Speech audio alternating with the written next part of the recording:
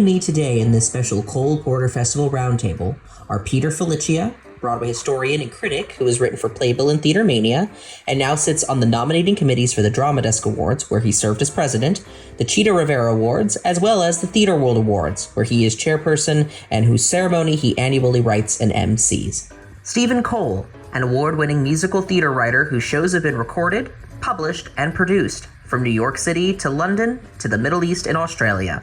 Stephen has written continuity, narration, and special material for 15 different Drama League shows, including all-star tributes to Kander and Ebb, Liza Minnelli, Chita Rivera, and many, many others. And Ward Roberts, an actor, filmmaker, and podcaster based in Los Angeles.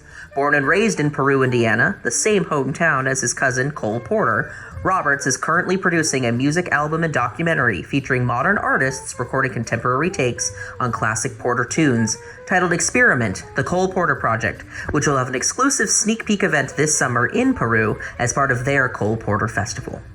Thank you all so much for participating today in this very special edition of our roundtable for the Cole Porter Festival. I am so excited to talk about the uniqueness of Cole Porter's legacy through a queer lens with the three of you, and explore his lyrics in depth and just see what we get to mine in this brief time that we have together. So an icebreaker so that our viewing audience at home or wherever they're watching this gets to know you a little bit more. I want to know, what was your first experience or a memorable experience regarding the works of Cole Porter, and how has it influenced you today?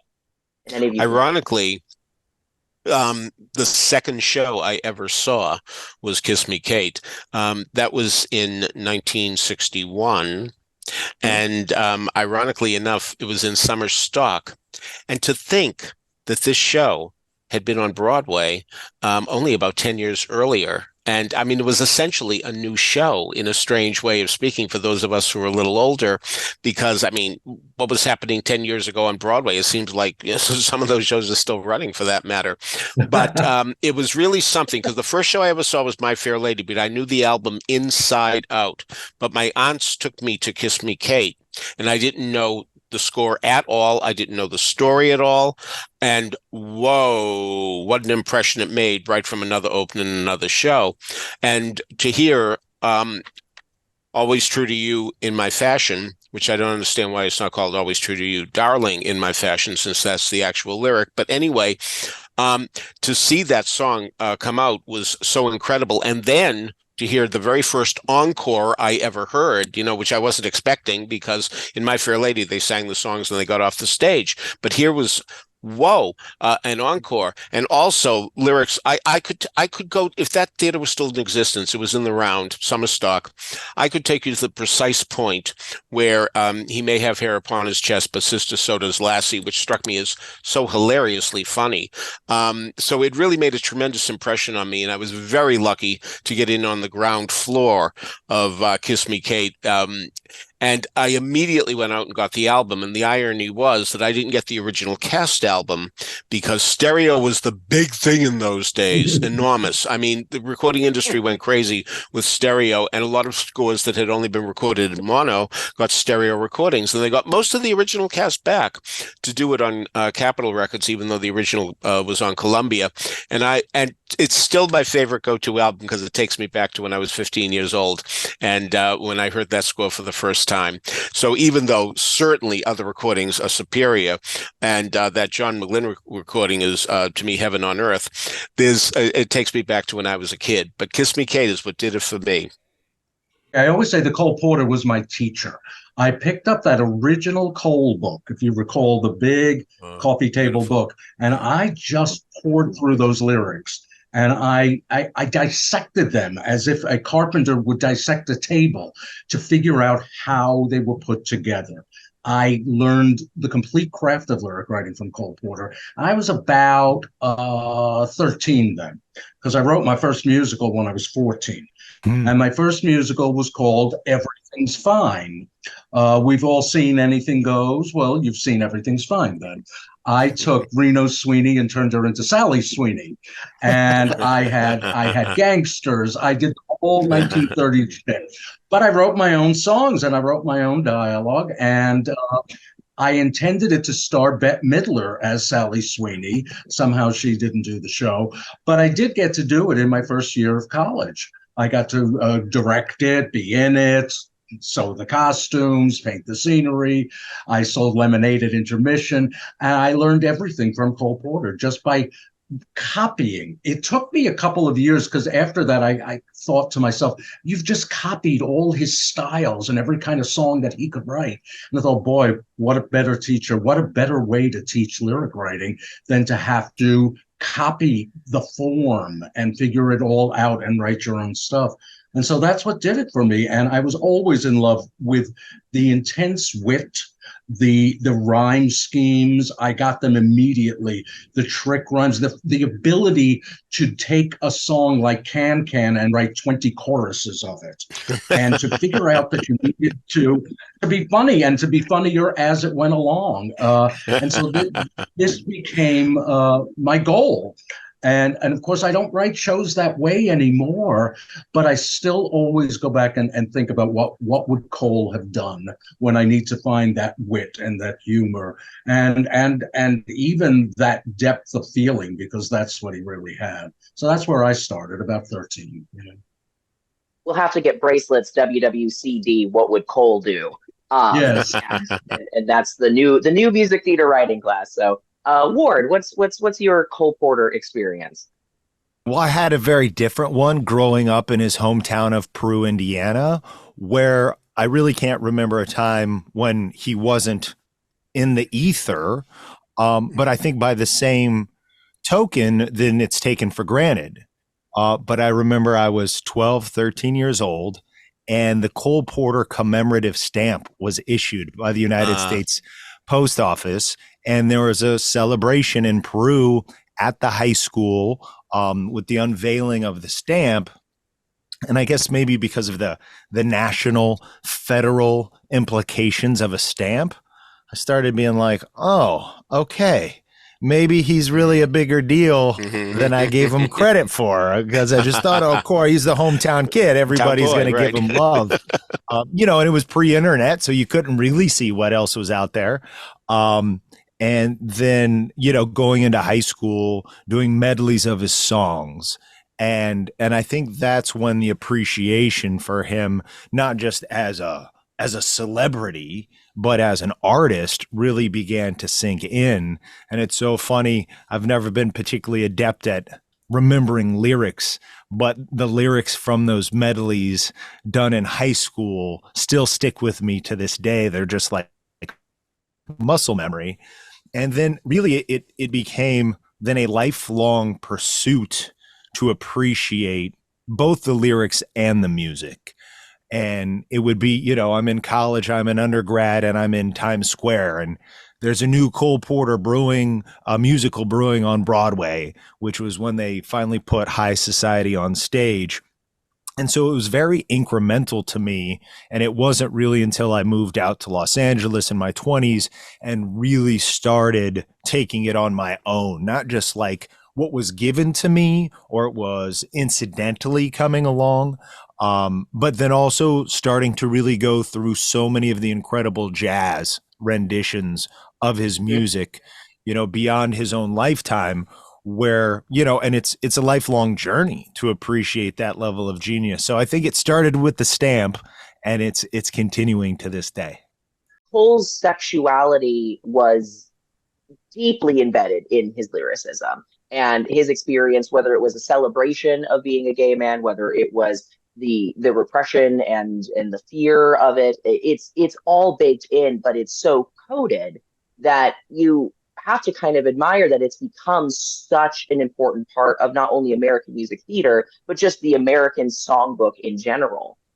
Is there any particular song, I know that we kind of touched on your first experience, is there any song in particular that you just find refreshing, that it speaks about the queer experience in a unique way, or just Well, Go what ahead, comes Peter. immediately to mind isn't coded at all, and that's in 50 Million Frenchmen, with the lyric about John Gilbert. I'm unlucky at gambling is the name of the song, and the woman talks about going to the movies, and she admired John Gilbert, and she went with the guy, and she was hoping that the guy would make a pass at her while they were in the movie theater, but I saw that he liked John Gilbert too.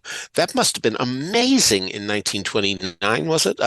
Amazing to think that. And I saw a production at the Pittsburgh Public Theater, I'd say in the 90s, and I still remember the reaction of the way the actors were directed to react after the John Gilbert lyric. They all acted so astonished that somebody would be so frank. But I understand that it must have been really something at that era to hear that so blatant. So while a Marine for His Queen and Kiss Me Kate can be interpreted as just a rhyme or more, there's no doubt that he was coming down to brass tacks when he talked about John Gilbert. Also, the intense sensuality of his music and lyrics is the coded end. The sex is always in there. The sex, the drive for sex. It's interesting. I was reading about The Normal Heart, and that writer told Barbara Streisand, this is in her book, that for us, for men, for gay men, sex came first, love came second. And I think that's very much in Cole Porter's songs, that the sensuality and the sex is always in there. And then it becomes romantic, but it's more so when you listen to Night and Day or I've Got You Under My Skin. Those are incredibly sexy songs. And I don't think Oscar Hammerstein wasn't writing such sexy songs. He wasn't writing about sex as a primary urge or a primal urge. And Cole was all the time, besides the comedy and the wit. And I was looking at a lyric we were looking at before called The Extra Man. He wrote about a substrata of society, also the extra man who's always seated at the table, or the gigolo whose nature has a dash of lavender in it. I think Noel Coward may have been even more out there. But Cole did it in a broader sense because Broadway was bigger than the Coward world in a way, and he was more in the mainstream, and then wrote for the movies. And when you think that I've Got You Under My Skin was in a movie called Born to Dance, it's incredible and easy to love, that whole idea, and the idea of having many children. And well, where do they come from? They come from Cole Porter's lyrics. That's where they come from. So I think you hit it on the head, that lyric, Peter. But it's also the general sensuality to me. Mm-hmm. Well, and I would piggyback off that in terms of when immediately you asked this question, and in the songs I was thinking of, I'm not going to give yours away, Frankie, but that was certainly one I thought of. And then I think Don't Fence Me In a lot of times is a go-to for people in sort of the spirit of rebellion and nonconformity. But, specifically about who somebody doesn't even choose to love, just who they love, goes to the song Live and Let Live, which, isn't one of the ones that has been recorded the most over the years, really has barely been recorded at all, honestly.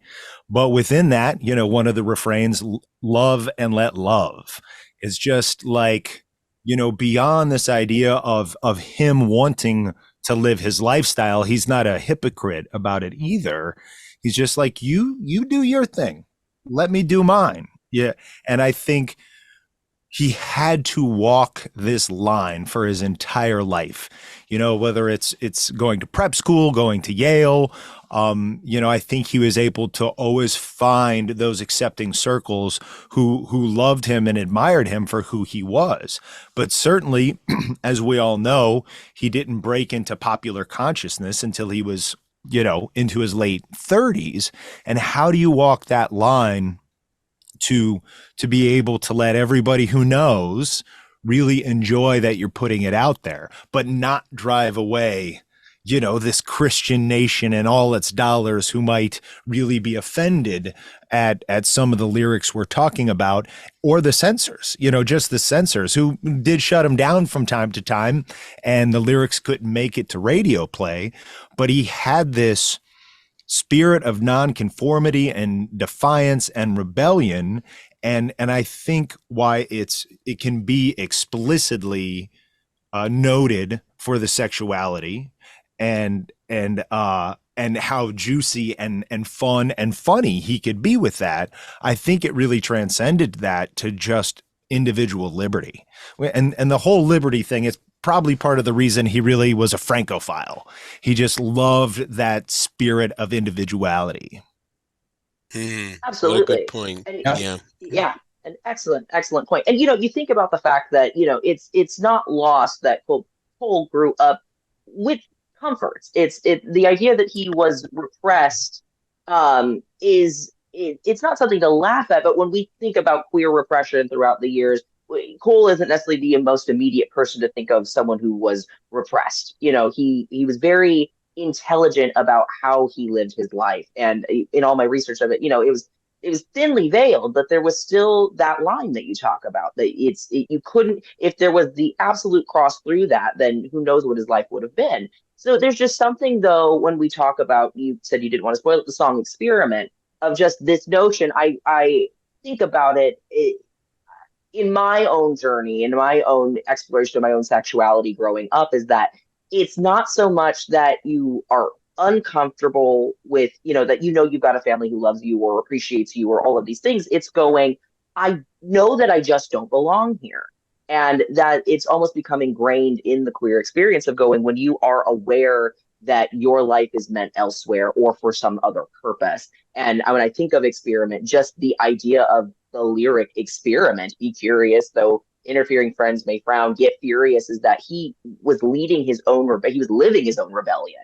And that's what drove him to France, is that it was this world of excess and exploration and experimentation that he wasn't going to ever get at home. And that he was ready to embrace that, even if it meant that he had to give another part of his life away. Which the male Josephine Baker. Yes, exactly. It's beautiful.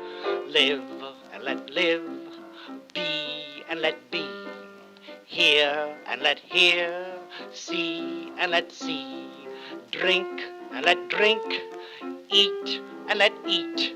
You like bouillabaisse, I do not. So what, so what, so what?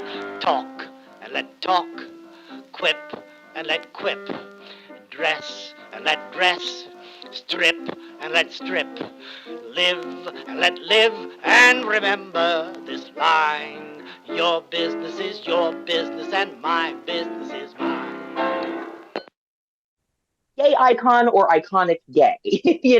What about Cole inspires people? And I think, Ward, you touched on it a bit, at least for me, in the sense that in being so specific about his own journey, he essentially made it more universal, that there's this sense of rebellion, this sense of wanting something more and not being able to have it. So I don't want to say, is Cole Porter a gay icon, but what about his works and his lyrical storytelling make him iconic in the queer community? Well, let's not forget. I'm sorry. Let's not forget he was married, and it was a real choice. He chose to marry and stay married. He also chose during that marriage to do what he liked on the side. I was thinking about the song "It's All Right With Me" because that's the most sophisticated lyric, and it's kind of amazing. It's the wrong time, it's the wrong place. Though your face is lovely, it's the wrong face. It's not her face, but such a lovely face. So it's all right with me. The idea of that person. It's really a song about sex. What else is it about? Mm-hmm. It's about, I will take you because you happen to be here. which to me is an iconic gay thing. Certainly from his era, and maybe from my era too. Before, when sex was more dangerous, when you had to go, okay, you're not exactly what I'm looking for, but it's fine for tonight. Mm-hmm. And that was part of what he was singing about in those songs, even in I Am in Love, which become in the same show, Can Can, which becomes incredible, like a stampede of love. I mean, he's once again not talking, I think, only about the heart. And I think being married to Linda and having her as maybe a mother figure, certainly somebody who supported him 100%, and then being able to go off and have the "It's All Right with Me" experiences, that to me makes him an interesting gay icon, as it were. Of course, I never thought about it when we were younger. These songs were just songs that were naughty and witty and beautiful. And who knew, as we said, who knew from Night and Day, the film version of his life, anything about him, except I watched it for Mary Martin. Why else? You knew people? What I will say about Night and Day, and I find this very interesting, there's a moment where Cary Grant kisses Alexis Smith, playing his wife, and he turns around, and the expression on his face is so sour. It essentially says, I'm trying. I wanted it to work. I want to love her. I want to get excited by her. I wanted that to happen so much, but once again, it has failed.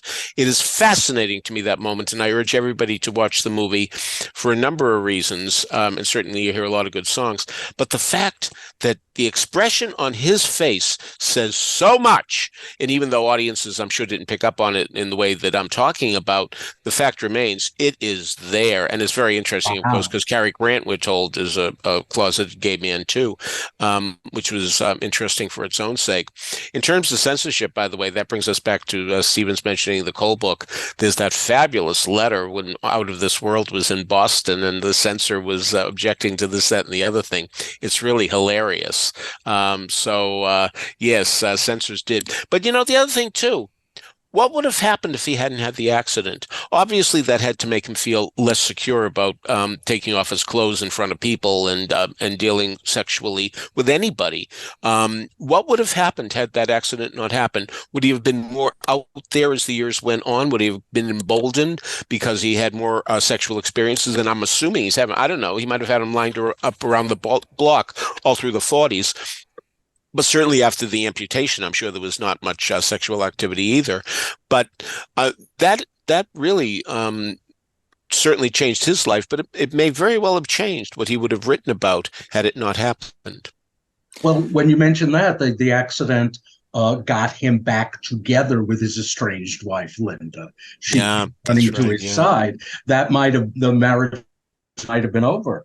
So you're right. Although we do know that he had wonderful times with Jack Cassidy in the 40s. So I think it's okay. He was okay. Yeah, no, that's I knew that Jack Cassidy's name would come up during this discussion, and there are certainly stories about not so nice incidents with Jack Cassidy. But what's fascinating to me is if you look at the letters that were published, there's a guy named Nelson yes. Arcliffe, is that his name? Who was a dancer, and I mean those letters are very revealing. I think of you 100 times a day. I love you so much. Linda arrived and is living in your room. That's actually what he wrote. Living in your room, and that's Linda. I mean, come on. Cute little nose is the way he refers to him. I miss you like hell.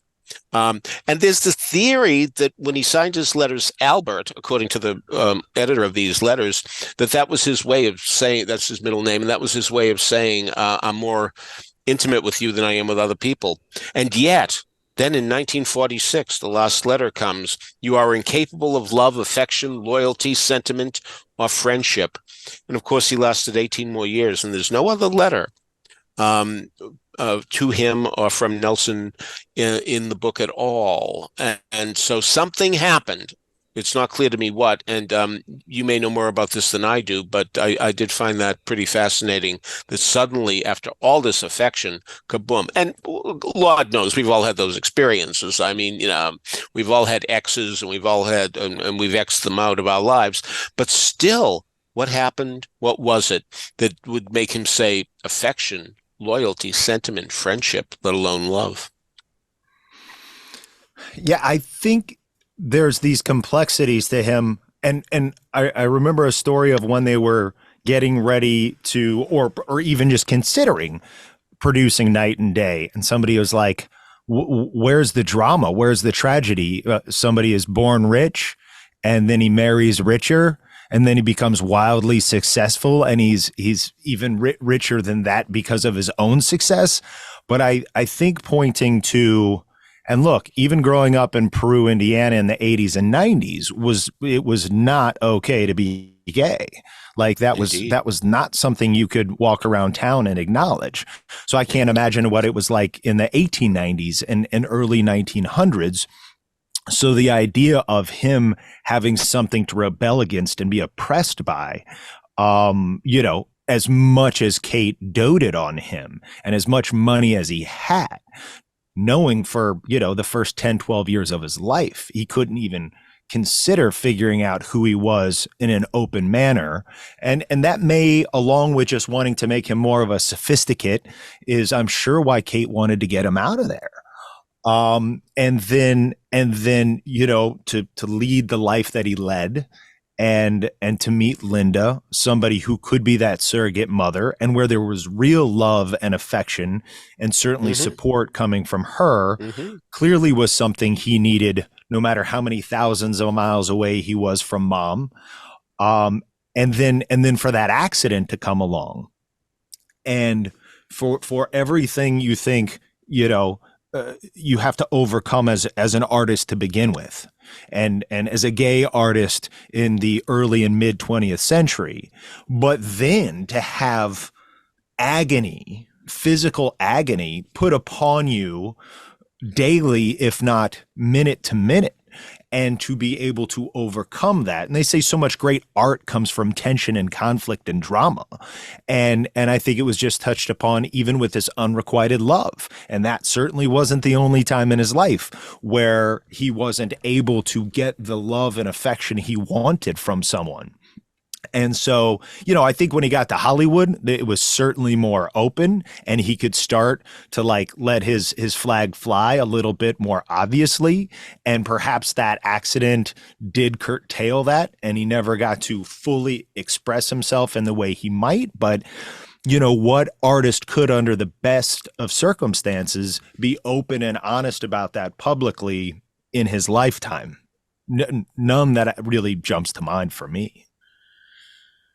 I've always said that the song I Never Do Anything Twice, that Sondheim wrote for the 7% Solution movie in the late 70s, would be the song that Cole Porter would love best if he heard anybody write any song after his death in 1964. I think that's the song he would have liked to have written more than any other. I don't know if you're aware of the song, but it does deal with a lot of sadomasochistic images, and it pokes fun at religion and a million other things. Certainly, if you don't know it, it's a song well worth hearing. But it's a Cole Porter song, and I do believe if he lived at a different time, he would have written that song in one way or another, because he almost did. I've often wondered. The word "gay," came into our consciousness really in the 60s. It's amazing to me that even in 1961, there was a musical called The Gay Life. And I remember that I had the album, and my cousin Bobby came over the house and said, "Oh, The Gay Life," so that's 61. And even then, my cousin Bobby, who was, after all, 15 years old at the time, had heard the expression gay meaning homosexual. But when you hear in Bringing Up Baby, when Cary Grant is in that feminine outfit and says, "Because I'm gay," but Georgie's bull is so beautiful, but he's gay, is pretty down to brass tacks, and yet one could give the benefit of the doubt, should one be inclined to do so, that was simply meaning gay in the other sense and as a rhyme. I don't think so, but I imagine that a lot of people hearing that just took it for face value of what gay meant at that time, meaning cheery and happy-go-lucky. I do wonder still, in terms of back to the original question of gay icon or iconic gay, is to what degree, beyond those raised in musical theater or come to an appreciation of it, or music in general, because I think a lot of people who had a serious music education know Cole's music and thus probably love it, but how widely revered is he in the, even from the younger generations in the gay community now? I honestly don't have a great sense for that. I'm so immersed in the Cole world, and it comes from musical theater and all this. How widespread is just the acknowledgement of him as an early great artist? What I think really helps is the fact that Anything Goes has really become a staple in high schools. God bless that 1962 revival and that album, which is a terrific album. And even though there are interpolations in it, I mean, the fact remains that that's what jump-started Anything Goes renaissance. People weren't doing Anything Goes until that production happened. It was very seldom done in that type of arena. But now, and for the last 50 plus years, it has been really a go-to thing for drama clubs and in colleges too. I've seen it many times in high schools and in colleges. My point being that maybe people who are doing that show say, boy, the guy who wrote these songs is terrific. Let me see what else he did. I'd like to think that's happening. I'm not insisting that it is, but I'd like to think that Anything Goes is the gateway drug to people saying, I want to know more about this songwriter. And going back to the lyric that Peter was mentioning in Farming, when I first heard that on the record of The Decline and Fall of the Entire World as Seen Through the Eyes of Cole Porter, which everyone should have and own and listen to, because it is the quintessential rebellious gay man. But I didn't know any of that. But when I heard in Farming, Georgie's bull is beautiful, but he's gay, I knew exactly what he was doing. But he was also, to me, it was just naughty and fun and worldly and sophisticated and everything I wanted to be. I had no idea when I heard it that he was gay, maybe even not that I was gay, but that what mattered to me was that he said it. That he said it in 1941.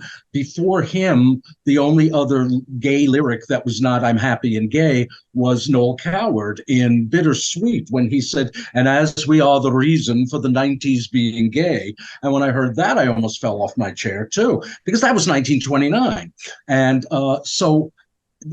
what I loved about them, and it's probably the secret that was there, was the intense sophistication and the bawdiness and the idea that you could say things and not everyone would get it, but some people would. And that's part of gay iconic things to me, because the idea that we were also, certainly in my time, a society where it was fun to hide, and there was a fun to being hidden and only giving the wit to the people who deserved it, to the people who got it. They were the ones who deserved it. So it was saying, we are better, we are smarter, and if you get it, you can join our club, straight or gay.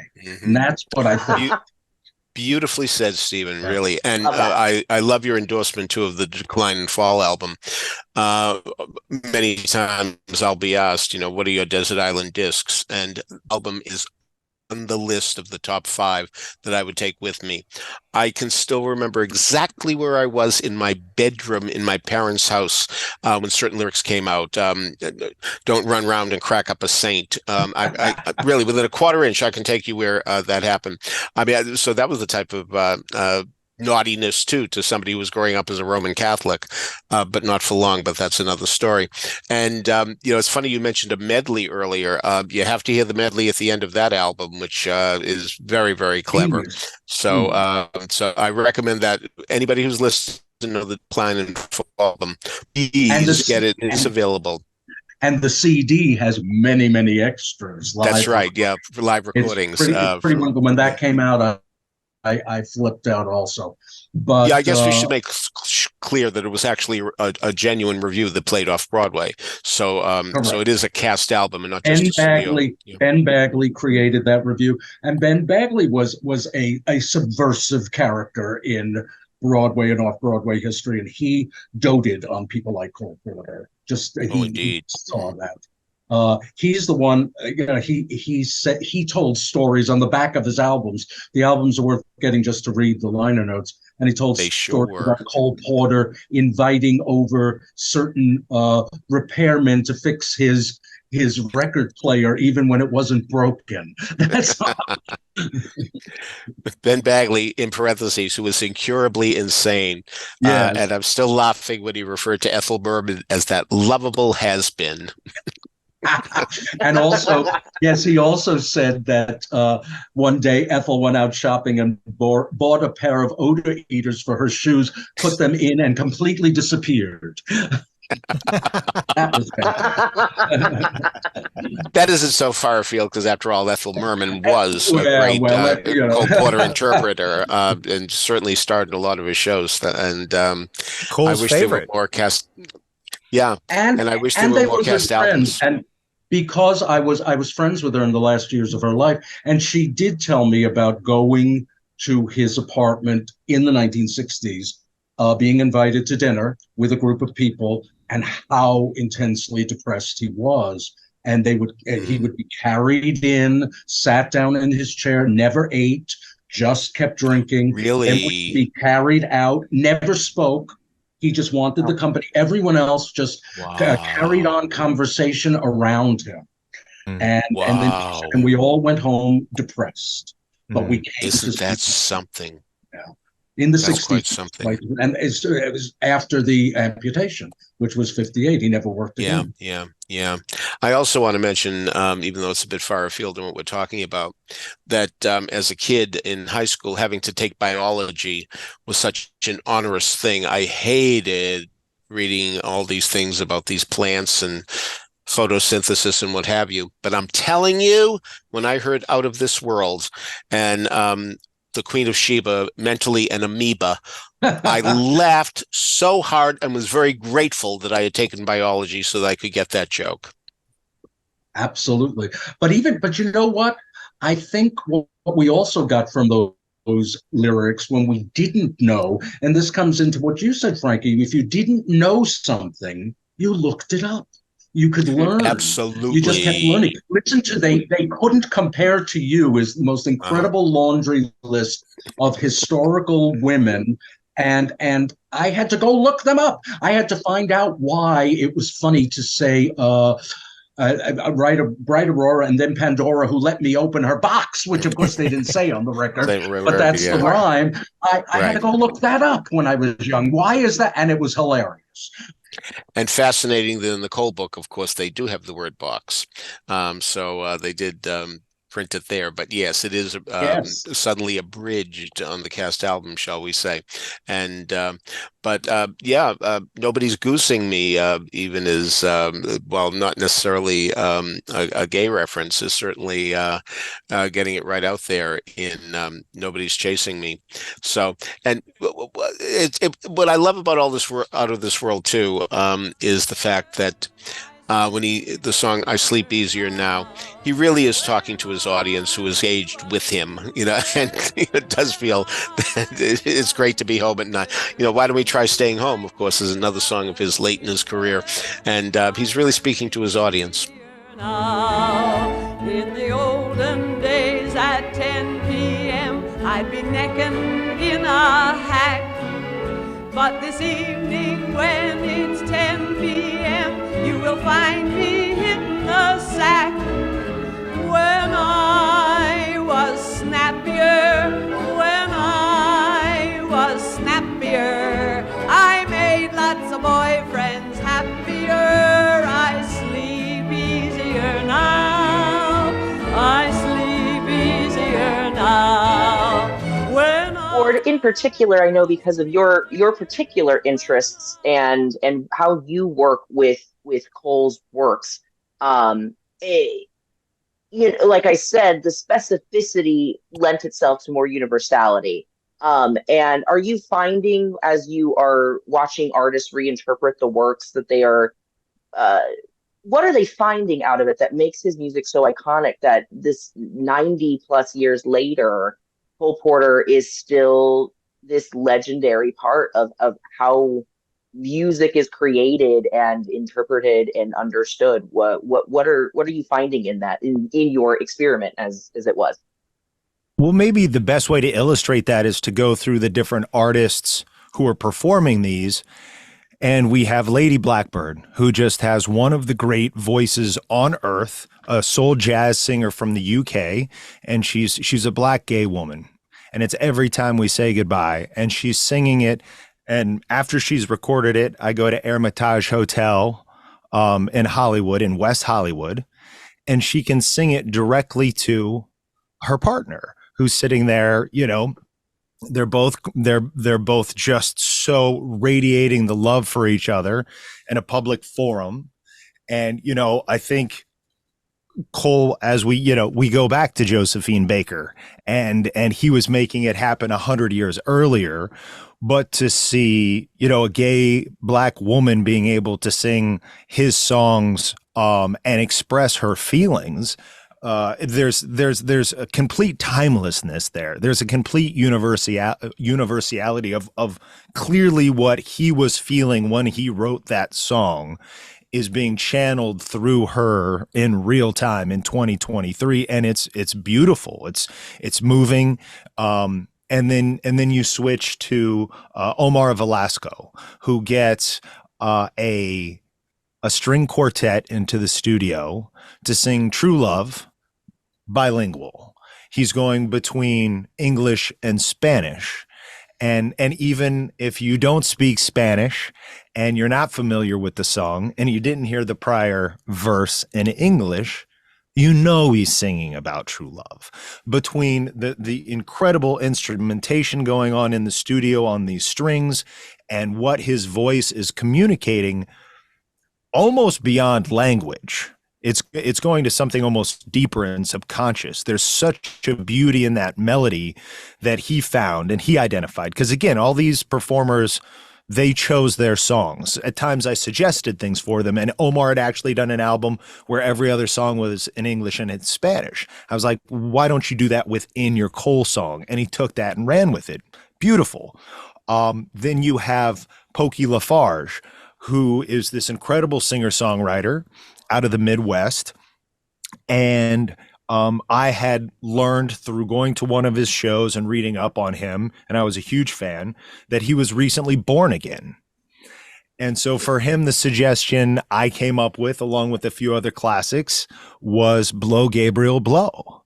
And not only did he sort of flip it on its head musically, but he took it very sincerely and beautifully and magically to a place that meant something very deep and profound to him, probably in a way Cole really didn't imagine, but worked nonetheless. And then finally, we started it all off with a couple of friends of mine who are amazing singers. One comes from a psychedelic rock band, the other from more like a psychedelic EDM dance band, and they did Don't Fence Me In. And here, even as artists, they're out at the fringe and they're doing stuff that you're not expecting to hear it in the Billboard Top 40, and that they're not even bowing to the conventions of modern music, and they're always just so true to who they are. So I think in each one of those songs and each one of the artists, they found they connected with so deeply and had such resonance in something that was written 80, 90, 100 years, or well, not that long, but many decades before they came to it. But yeah, I guess some of those, regardless, it was because all the songs they're so sonically different. The styles are so different. And the artists themselves as people are, that I think if you are a musical artist, Cole, I think because of his melodies and his arrangements, you can't just completely turn him into what you're doing, right? You can't be like, I'm going to take a Cole song and make it mine. But they meet somewhere in between. that they Good end enough. up having this incredible collaboration separated by many decades. It's funny that you mentioned many decades because in 1991, my uncle died. And I went to the wake, and I met a cousin who I hadn't seen since he was a little boy. And what are you doing? And so and so. And he's a dentist, blah, blah, blah. He knew nothing about Broadway, nothing at all. And when I said that I was a theater critic, he said, you mean like Cole Porter? It was very interesting to me that was the idiom to him that meant Broadway, that's all he knew. I mean, this guy didn't know The Man Who Came to Dinner from The Girl Who Came to Supper. But the thing is that he still knew the name Cole Porter in 1991. Granted, it's a long time ago suddenly, but nevertheless, 91 was a long time after 1964, or needless to say, earlier. Yeah, I think Cole Porter's longevity, first of all, he was one of the lucky ones, because one of the few that wrote both music and lyrics, and to be the way he was publicized from the 20s on was you knew him and you didn't know Arthur Schwartz, and Arthur Schwartz might have had just as many hit songs. It was a unique name. By the way, I stole my last name from him, and it was also a unique persona. The idea of society man who goes around the world on a yacht to write a musical, who went to Paris. This was something, especially in the Depression. I think he was, as opposed to what might have happened today, where people go, how dare that rich person go around the world just to write a musical? In the Depression, people went, oh my God, he went around the world to write a musical. And it was in all the papers, and it was in all the publicity. And also, I was just hearing that on I don't know what podcast I was listening to, but You're the Top. He used to get mail in 1934, hundreds and hundreds of parodies. It became a national pastime to parody You're the Top. And everyone did it, and they printed them in local newspapers. This is something that we would never see today. So his fame kept growing and growing and growing. And the two movie versions of his life, neither of which are very good, didn't hurt, because it just pushed him out there again. And then the songs, what can we say? I'm so glad you brought up Don't Fence Me In, because I think if you said to me, what is the one Cole Porter song you can't believe he wrote? That would be that country western song. And he supposedly adapted somebody else's song anyway. But It is so un-Cole Porter. It is so not like him. And yet it's very professional. It's got a great rhyme. And I think it was probably the biggest surprise hit that he ever had, because he wrote it for a film in the 1930s that never got made, and then it was put into a stage door canteen for Roy Rogers, and suddenly he had a hit song out of nowhere. That and I Love You. I Love You is his other. I Love You. I was just going to bring that up from Mexican Hayride. Yeah, because it was on a bet. It was his friend Monty Woolley who said, I bet you can't get a hit song out of a stupid phrase like I love you. And he could.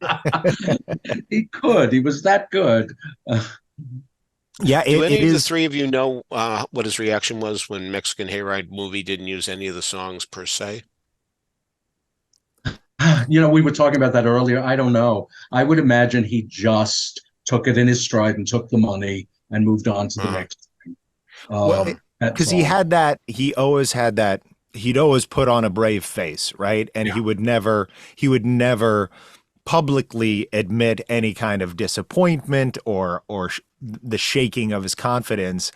And with one of those, you just kind of wonder, like, did that hurt? Because there's that artistic insecurity. Like, you can never have enough success or enough praise, but at the same time, having the pride and the stiff upper lip of, like, what, I'm not going to let him see me. I'm not going to let him see me get upset by this. But in the case of Don't Fence Me In, it is funny how it was the first song selected for our project, and I love that song, and it's one of the ones that's been uncovered the most over the years and meant the most to him and the estate from a royalty standpoint. So I'm sure the same on the same token, if he was kind He of was like lapping up his sleeve. Yes. And he was able to take, though, in this case, in this singular case, a song that was so not him, but then for those of us who know and love him and his music, it's so him. He was able to just tweak it to where it became something that's forever. And I think on that note, that's a beautiful way to start wrapping up this conversation. And that being said, there's a small little anecdote in my research that got me was I always go, you don't make it big until you're on Sesame Street. And I couldn't think of anything more gay than the character of Ethel Mermaid singing, I get a kick out of you. And I would like to think that Cole, if he had been around to see that, would have absolutely said that's exactly the way that it should have been done. I see your point. Yes, and we brought up Sondheim, multiple times because how can you help it? But there's something beautiful in the fact that we are still celebrating and honoring, as Sondheim called him, that worldly cosmopolitan with an aching heart. And I think that is a very apt description of the beauty and importance of Cole Porter. So I just want to thank you three so very much for spending your time with me today to chat about Cole. And, we encourage everyone that if you can make it out to Chicago to see Anything Goes this January, please do visit us at porchlightmusictheater.org where you can find more information. But Peter, Ward, Stephen, thank you so much for your time today. And hopefully our paths will cross again. Thank you. Absolute pleasure. Thank you. All right. Speak soon. Bye-bye. All right.